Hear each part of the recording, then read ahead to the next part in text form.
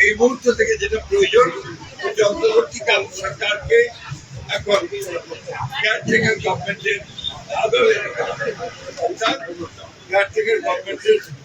বলতে যা বুঝাই তত্ত্বাবধায়ক সরকার সেই ভূমিকায় তাদেরকে যেতে হবে।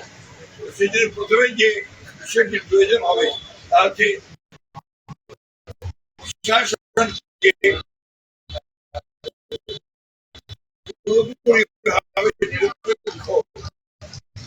ধারণার জন্য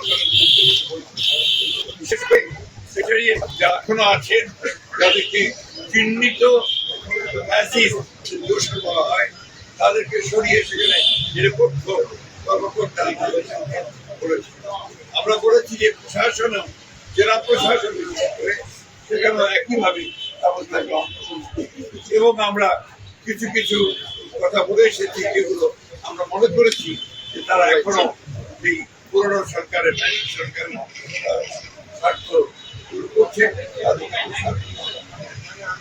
আমরা সেই সঙ্গে পুলিশের নিয়োগের ক্ষেত্রে বিশেষ করে নিয়োগ দেওয়া হবে বা আপনার পদোন্নতি দেওয়া হবে সেই ক্ষেত্রে একজন নিরপেক্ষ অবস্থা নেওয়ার কথা আমরা বলেছি।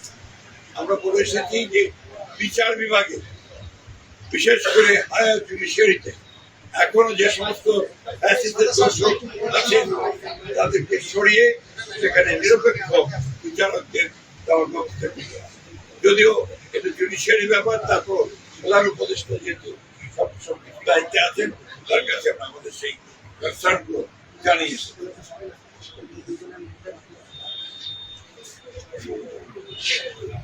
এবং সরকারকে সম্পূর্ণভাবে নিরপেক্ষতা বজায় রাখার জন্য সরকারের মধ্যে যদি দলীয় লোক থেকে থাকেন তাকে অনুসরণ করার জন্য দাবি জানিয়েছি।